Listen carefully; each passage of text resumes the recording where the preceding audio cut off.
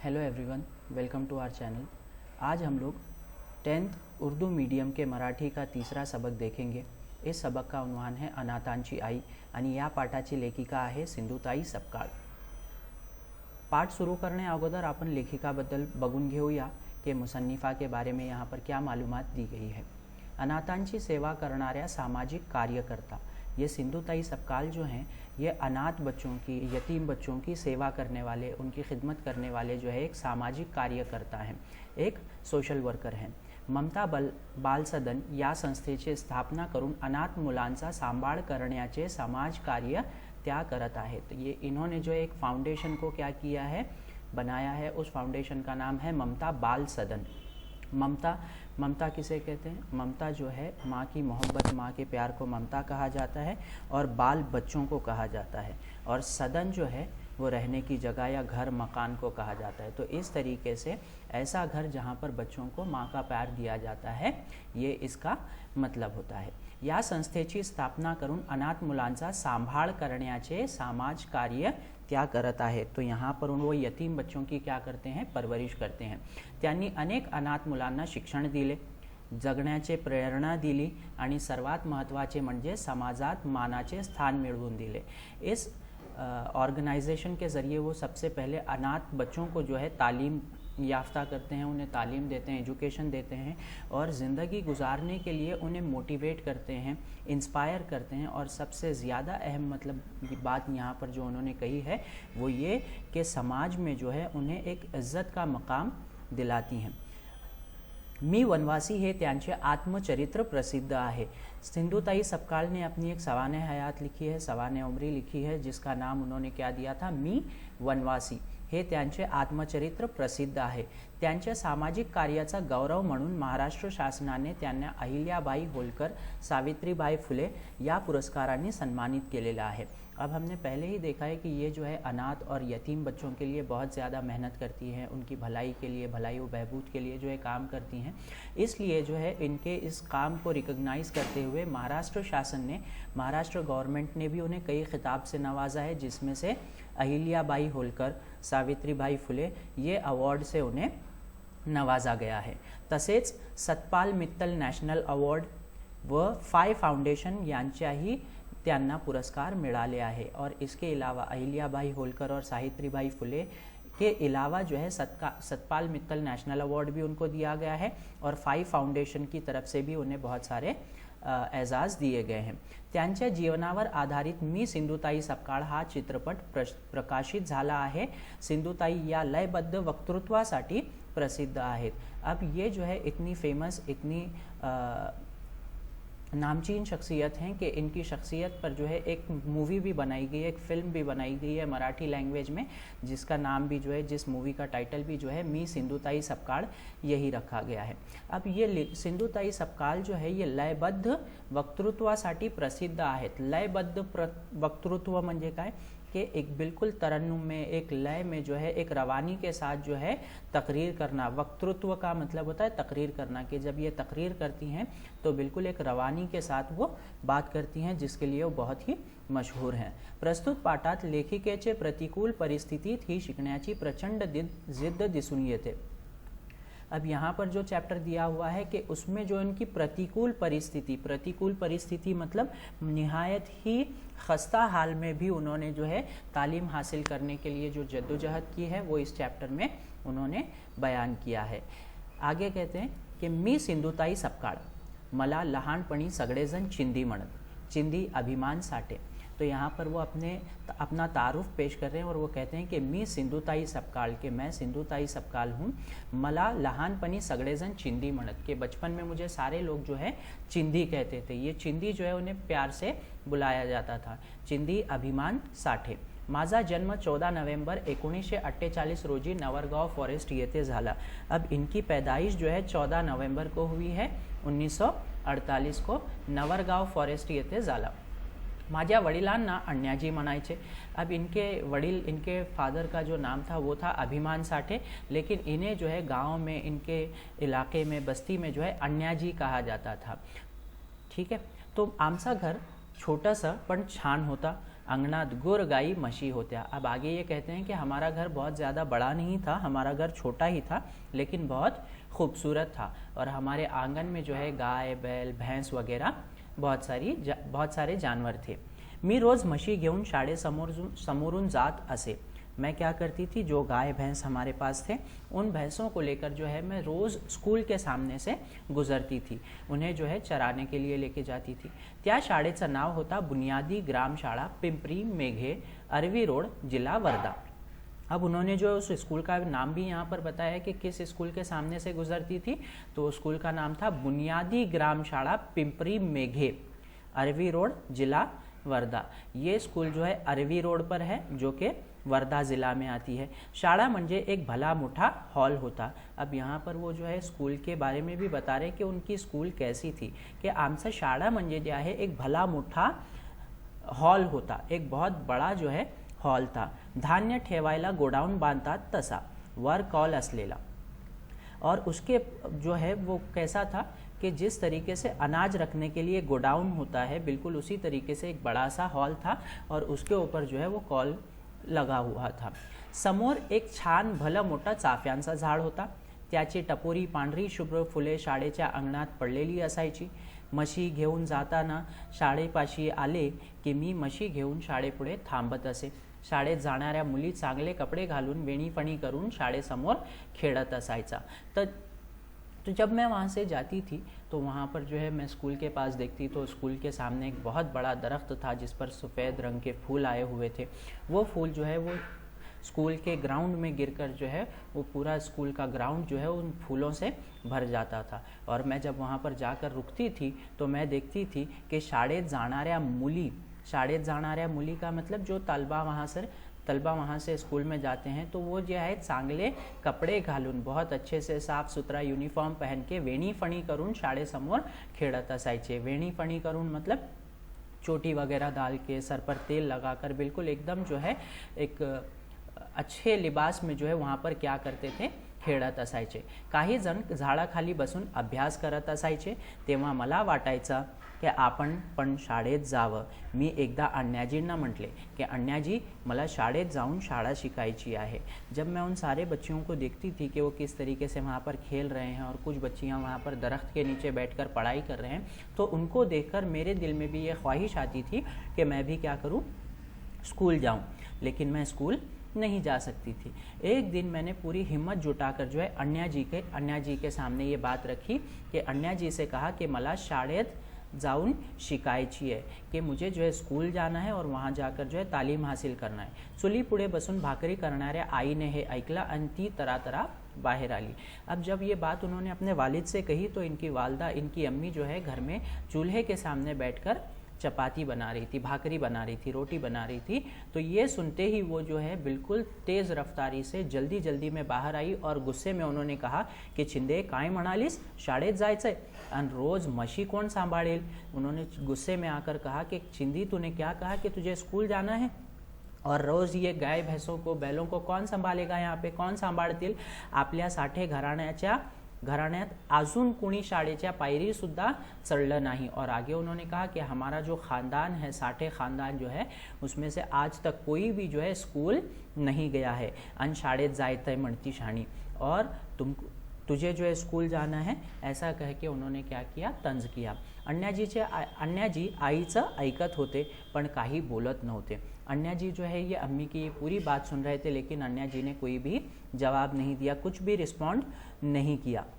मी रडायला लागले पण माझा कोणी ऐकत नव्हता। अब मुझे क्या हो गया, मुझे रोना आ गया। ये कौन कह रही हैं, सिंधु ताई सबकाल कह रही हैं कि अम्मी ने जब मना किया कि स्कूल नहीं जाना तो ये सुनकर मुझे रोना आया और मैं रोने लगी, पण माझे कोणी ऐकत नव्हते कि और मेरी बात कोई सुन नहीं रहा था। माझे वडील म्हणाले गप्प बस, त्यांना कोणी रडलेला आवडत नसे। अब जब मैं रो रही थी तो मेरे अब्बू ने एक ही आवाज़ में कहा कि खामोश रहो, और क्योंकि उन्हें कोई रोता हुआ पसंद नहीं आता था।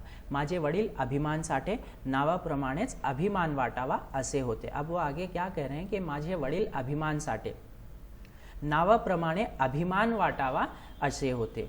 अब अभिमान का मतलब होता है फ़ख्र महसूस होना, तो वो कह रहे हैं की मेरे अब्बा थे बी ऐसे की उन पर फ़ख्र किया जाए।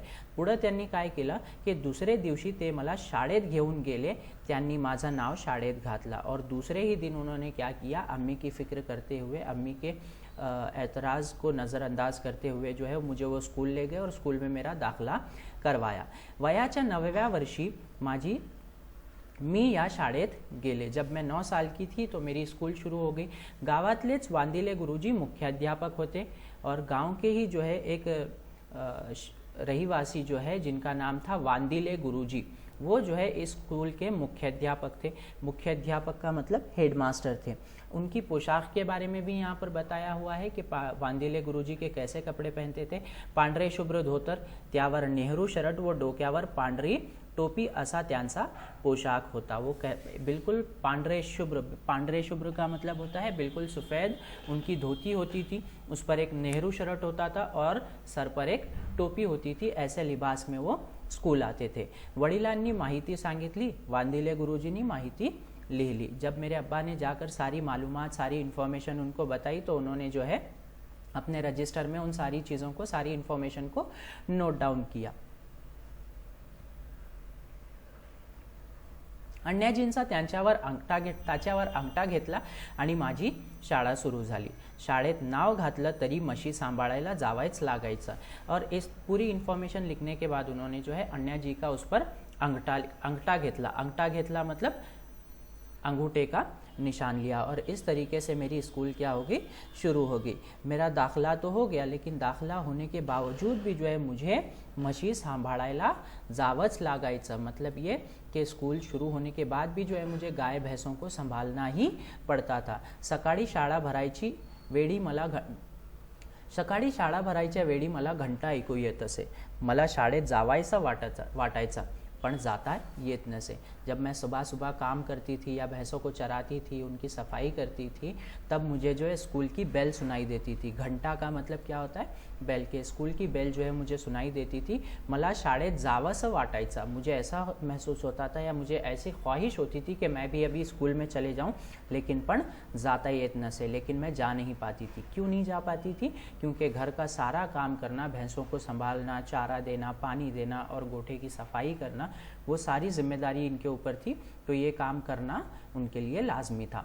सकाळी 7 ते 1 वाजेपर्यंत व नंतर 3 ते 5:30 पर्यंत अशी 2 वेळा शाळा भरायची। हमारी स्कूल जो है वो 2 हिस्सों में चलती थी, सुबह 7 बजे से 1 बजे तक और दोपहर में जो है 3 बजे से 5:30 बजे तक चलती थी। सकाळची शाळा मला सापड़त नसे। सकाळ की यानी सुबह की स्कूल में जो है सिंधुताई सपकाल बिल्कुल नहीं जा सकते थे। क्यों नहीं जा सकते थे? क्योंकि उन्हें जो है गाय भैंस को संभालना होता था, उनकी देखभाल करनी होती। म्हशी चरायला गेले कि शाळेजवळ खालच्या बाजूला एक छोटा सा डोह होता। जब ये क्या करते थे कि भैंसों को जब चराने के लिए लेके जाते थे तो वहाँ पर जो है स्कूल के करीब ही एक छोटा सा तालाब था, त्यात म्हशी डुंबत बसत। तो उस तालाब में जो है भैंस जो थी, म्हशी का मतलब होता है भैंस, वहाँ पर भैंस जो है उस पानी में जाकर क्या करती थी, बैठ जाती थी। मग मी 2 तास निवांत होत असे। जब वो भैंस पानी में बैठती थी तो मुझे ये अंदाज़ा था कि अब वो तकरीबन 2 या 3 घंटे तक पानी से बाहर नहीं आएगी। तब मुझे थोड़ा सा इत्मीनान होता था, सुकून मिलता था। तेव्हा शाळेचा राहिलेला अर्धा वेळ मी पाटीचा फाटका तुकडा आणि फाटकं पुस्तक घेऊन शाळेत जात असे। तो मैं उस वक्त जो है जिस वक्त भैंस पानी में बैठी हुई थी तो उस वक्त जो है मैं स्कूल चली जाती थी। लेकिन स्कूल जब जाती तो क्या लेके जाती? पाटीचा फाटका टुकड़ा। मेरे पास स्लेट थी। स्लेट कौन सी? पाटी पेंसिल वाली स्लेट थी, लेकिन वो भी टूटी हुई थी, फटी हुई थी आणि फाटका पुस्तक होता। और एक किताब थी जो कि वो भी फटी हुई थी, घेऊन मी शाळेत जात असे। शाळा भरलेलीच असे और जब मैं स्कूल जाती थी तो उस वक्त जो है वो स्कूल भरी हुई होती थी और सर क्लास में होते थे। काही मुलं मोठमोठ्याने 1-2 असे पाड़े सुरात म्हणत असायचे। जब मैं स्कूल जाती थी तो बहुत सारे बच्चे जो है वहाँ पर तरन्नुम यानी एकदम रिदम में जो है क्या करते थे, 1-2 गिनती ऐसे या पहाड़े जो है वो क्या करते थे, पढ़ते थे। 3री आणि 4थीला वांदिले गुरुजी शिकवत। 3री और 4थी जमात को जो है वांदिले गुरुजी पढ़ाते थे, जो कि स्कूल के हेडमास्टर भी थे। तर 1ली 2रीला कांबळे गुरुजी शिकवत, 4 कोपऱ्यात 4 वर्ग अशी रचना असे. मी वर्गात गेले की मुलं मुली म्हणत, गुरुजी चिंदी आता शाळेत आली बघा. तो अब वो आगे क्या कह रहे हैं कि जब मैं स्कूल में जाती थी तो स्कूल में जो है बच्चों के तरन्नुम से या बिल्कुल रिदम में जो है पहाड़े या गिनती गाने की पढ़ने की आवाज़ आती थी. और यहाँ पर उन्होंने आगे ये भी बताया है कि वांदिले गुरुजी जो स्कूल के मुख्य अध्यापक थे, हेडमास्टर थे, वो पहली और तीसरी और चौथी को पढ़ाते थे. और एक और सर थे जिनका नाम था कांबळे गुरुजी, जो कि पहली और दूसरी को पढ़ाते थे. एक बड़ा हॉल था जो कि पहले ही बताया है कि जिस तरीके से अनाज का गोडाउन होता है, उस अनाज के गोडाउन की तरह इनका एक हॉल था. और 4 कोनों में जो है 4 क्लासेस उन्होंने बैठाई थी. एक कोने में जो है पहली, दूसरे में दूसरी, तीसरे में तीसरी और चौथे में चौथी. इस तरीके से उन्होंने जो है क्लासेस को सेग्रीगेट किया था, अलग अलग करके बिठाया था. जब चिंदी स्कूल जाती तो सारे बच्चे इनकी तरफ देखकर, चिंदी की तरफ देखकर टीचर को बोलने की कोशिश करते, टीचर से शिकायत करते कि चिंदी आता शाळेत आली बघा, कि देखिए स्कूल शुरू होकर तो कितनी देर हो गई, लेकिन चिंदी जो है इतनी लेट स्कूल आई है. वांदिले गुरुजी माझ्याकडे रागाने बघत, पण कांबळे गुरुजींची आश्वासक डोळे मला न बोलता सांगत, ये बस वर्गात. जब ये शिकायत बच्चे करते तो स्कूल के जो हेड मास्टर थे वांदिले गुरुजी, वो मेरी तरफ गुस्से से देखते, लेकिन जो कांबळे गुरुजी थे वो जो है बड़ी शफकत से वो मुझे इशारा करते कि क्लास में आओ और बैठ जाओ. माझ्यावर त्यांनी खूप माया केली. कांबळे गुरुजी जे आहे त्यांनी माझ्यावर खूप माया केली, मतलब बड़ी मोहब्बत से, बड़े प्यार से उन्होंने मेरी तरबियत की है. और मुझे जो है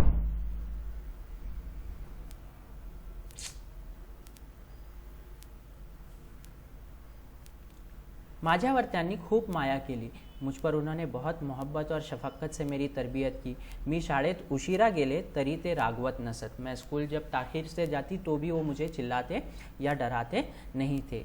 त्यांची उबदार माया नसती तर मी जी थोडीफार शिकले तेवढी ही शाळा शिकू शकले नसते. अब वो आगे क्या कह रहे हैं कि अगर त्यांची उबदार माया नसती, ये घनी जो है ममता या मोहब्बत उनकी अगर मुझ पर नहीं होती तो मैं जितना भी पढ़ पाई वो भी ना पढ़ पाती. आयुष्याच्या वैराण वाळवंटात जशी सावली असावी तशी मला गुरुजींची माया वाटायची. अब वो आगे कह रहे हैं कि आयुष्याच्या वैराण वाळवंटात, के जिंदगी के वीरान सहरा में, वीरान अरे वाळवंट ये होता है रेगिस्तान, सहरा, कि जिस तरीके से ज़िंदगी एक वीरान रेगिस्तान है जिसमें कोई साया नहीं, जिसमें कोई छाँव नहीं, हर तरफ तकलीफ़ें हैं, परेशानी हैं. तो ऐसी सिच्युएशन में, ऐसी परिस्थिती में मला जे आहे कांबळे गुरुजींची जी आहे आश्वासक किंवा त्यांचा जे माया असायची, मला एकदम शीतल सावली वाटायची. गुरुजी पाटीवर ग म असं लिहून देत, परत परत लिहायला सांगत. अब जब मैं स्कूल जाती थी तो गुरुजी जो है मुझे अपने पास बुलाकर जो है वो पाटी मंजे स्लेट पर क्या करते थे, स्लेट के ऊपर जो है ग म ऐसे लेटर्स लिख के देते थे, अलग अलग लेटर्स. यहाँ पे जस्ट एन एग्जाम्पल उन्होंने कहा है कि ग और म देते थे. इसका मतलब ये नहीं कि सिर्फ रोज़ उनसे ग और म लिखाया जाता था. जैसे मुड़ाक्षर होते हैं ना, क ख ग घ च छ ज झ, इस तरीके से सारे मुड़ाक्षर एक एक करके उन्होंने जो है लिखने के लिए दिए थे. परत परत लिहायला सांगत. परत परत मतलब दोबारा, बार बार उसको लिखने की कोशिश करने के लिए कहते. ते विचारत, तू जेवलीस का, मला काय बोलावं ते कळत नसे. अब जब मैं लिखना शुरू करती तो वो मुझसे पूछते थे कि तू जेवलीस का, कि क्या तूने खाना खाया है. तो उसके बाद मला काय बोलावं ते कळत नसे, उसके बाद मुझे बिल्कुल समझ नहीं आता था कि मैं क्या जवाब दूँ. शाळेची घंटा झाली की सर्व मुली जेवायला बसत, कि जैसे ही रेसेस होती थी या खाने की छुट्टी होती थी तो सारे बच्चे जो है वो किस लिए बैठते थे, अपने टिफ़िन खाने के लिए बैठते थे. मी त्यांच्या तोंडाकडे बघत बसे. अब मैं जो है बगैर टिफ़िन के जाती थी. टिफ़िन तो खैर मुझे नाश्ता भी करने का वक्त नहीं मिलता था, ब्रेकफास्ट भी नहीं हो पाता था. तो मैं क्या करती थी, सिंधुताई सपकाल कह रहे हैं कि मैं उन बच्चों को देखते बैठती थी तो जो अपने टिफ़िन खा रहे होते थे. पोटात भूक लागलेली असे, मुली जेवण करून खेळायला गेल्या की मी लाडूचा तुकडा, भुरका, गुळाचा खळा, जिलेबीचा तुकडा मातीतून फुलात उचलून ठेवत असे। जब सारे बच्चे खाना ख़त्म करने के बाद, टिफ़िन ख़त्म करने के बाद जो है खेलने के लिए चले जाते थे, तो मैं क्या करती थी कि फूलों की पत्तियों में जो है उनका जो बचा हुआ खाना है, जैसे लड्डू का टुकड़ा हो गया, रोटी हो गई, जलेबी हो गई, जो भी खाना बचा हुआ है वो मैं जो है फूलों में उठाकर जो है लेती थी। सर्वांना वाटायचे की मी चाफ्याचं फुलच गोळा करत आहे, और ये देखकर सबको ऐसा लगता था कि मैं फूल जमा कर रही हूँ, लेकिन उन फूलों की आड़ में वहाँ से मैं क्या करती थी, बचा हुआ खाना उठाती थी और वो खाकर जो है उसके ऊपर थोड़ा सा पानी पीकर दोबारा क्लास में बैठती थी। अन्नाचा कण चाफ्याचे सुगंधाने चवदार व गोड लागायचा, त्याच्यावर घोटभर पाणी पिऊन मी वर्गात बसायची। कि वो जो अनाज है जो बचा हुआ ही सही, लेकिन फूलों की खुशबू से और भी मज़ेदार और लजीज लगता था, और जितना भी मिला उस पर थोड़ा सा एक घूंट पानी पीकर मैं दोबारा वर्गात बसायची मतलब दोबारा मैं क्लास में बैठती थी। कधी कधी म्हशीमुळे दिवस शाळेत जाता येत नसे। कभी कभी ऐसा भी होता था कि भैंसों की वजह से पूरा दिन जो है स्कूल जाने का मौका नहीं मिलता था। आमच्या चिखलदऱ्यात भराडी नावाचा एक वनस्पति येते। अब वो क्या कह रहे हैं कि आमच्या चिखलदऱ्यात वहाँ पर थोड़ी सी दलदली ज़मीन है, वहाँ पर एक भराडी नावाचा एक वनस्पति येते। वनस्पति मतलब पौधा, पत्ता। वो जो है चांगला तळहाता एवढा मोठा पान असायचा, तळहाता एवढा मोठं पान असायचं, त्याखाली एक काटा असतो। त्या भराडीचा काटा हे माझा पेन व भराडीचा पान हा माझा कागद होता। अब वो क्या कह रहे हैं कि जो भराड़ी का पत्ता था वो काफ़ी जो है वो फैला हुआ होता था, और उसके नीचे जो है काटा आता था, तो उस कांटे और उस पत्ते को जो है वो अपने स्लेट और पेंसिल की तरह इस्तेमाल करती थी, अपने बयाज और अपने कलम की तरह इस्तेमाल करती थी। ठीक है। म्हशी मागे जात आ ई उ अशी अक्षरं लिहिणं मी शिकू लागले। असं निसर्गाच्या सोबतीनं लिहिणं म्हणून शिकलेला कधीच विसरता नहीं आला। अब वो क्या कह रहे हैं कि इस तरीके से जो है मैं क्या करती थी, पत्तों पर लिख कर, जिस तरीके से गाय भैंसों के साथ बिल्कुल एकदम नेचुरल इन्वायरमेंट में जैसे मैंने पढ़ना लिखना सीखा, तो इसलिए उन चीज़ों को मैं कभी ज़िंदगी में भूल नहीं पाई। अशी हाफ टाइम शाळा करीत मी 4थी पर्यंत आले। अब आगे वो क्या कह रहे हैं कि अशी हाफ टाइम शाळा करत, हाफ टाइम शाळा क्यों? क्योंकि सुबह तो जाने का वक्त नहीं मिलता था, और कभी चले जाते तो पूरी स्कूल नहीं अटेंड कर पाते थे, तो ये जो है हाफ टाइम ही जाते थे। ऐसा करते करते वो 4थी तक आ गए।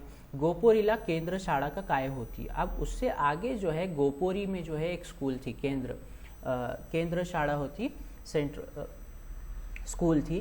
तिथे चौथीची परीक्षा होती, और वहाँ पर जो है उस स्कूल में जो है मेरे 4थी की इम्तिहान होने वाला था, एग्ज़ाम होने वाली थी। मी पास झाले। शाळेचा रिज़ल्ट आणायला गेले तर वांदिले गुरुजी म्हणाले कि चिंदे तू पास झाली। अब जब मैंने एग्ज़ाम दी, एग्ज़ाम के बाद रिज़ल्ट का दिन आया और मैं रिज़ल्ट लेने गई, तो वांदिले गुरुजी कौन है?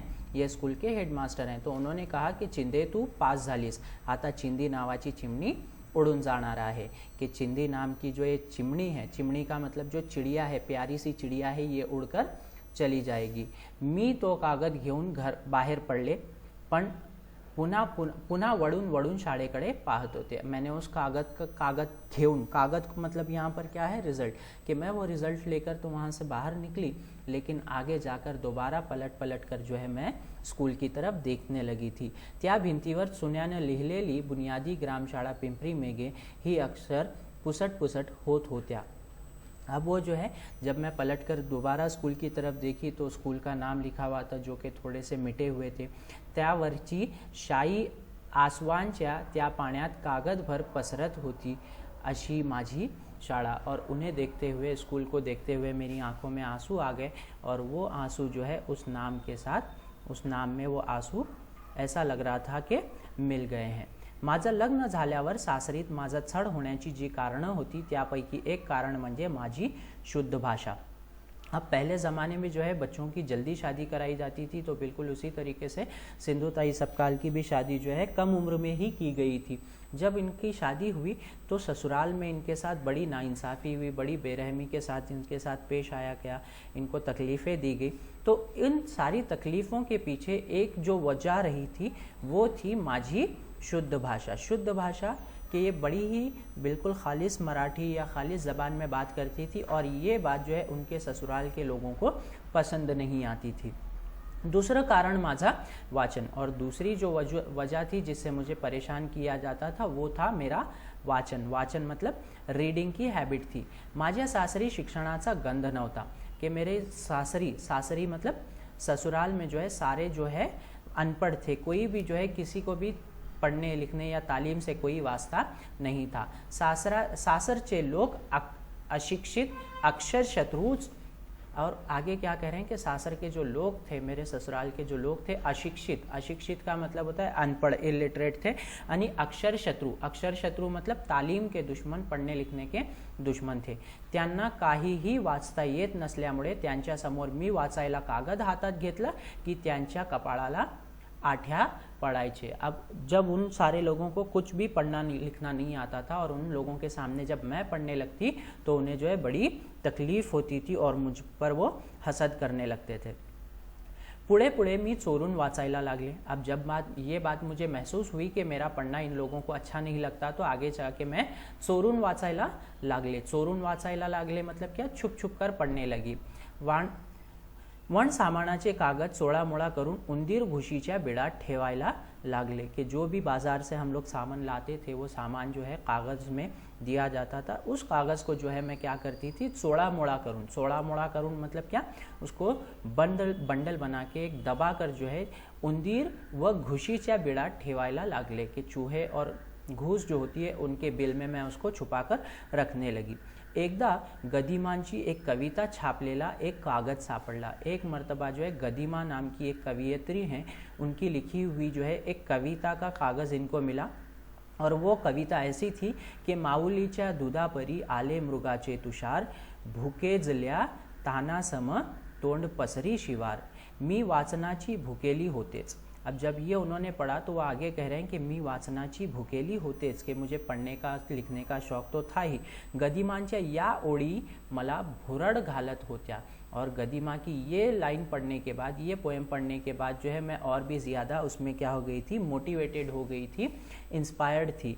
त्या दिवशी घरात बरीच गर्दी होती, और जिस दिन ये कागज़ मेरे पास आया था और मैंने ये कविता पढ़ी थी तो उस दिन जो है घर में बहुत ज़्यादा गर्दी थी, बहुत ज़्यादा मेहमान आए हुए थे।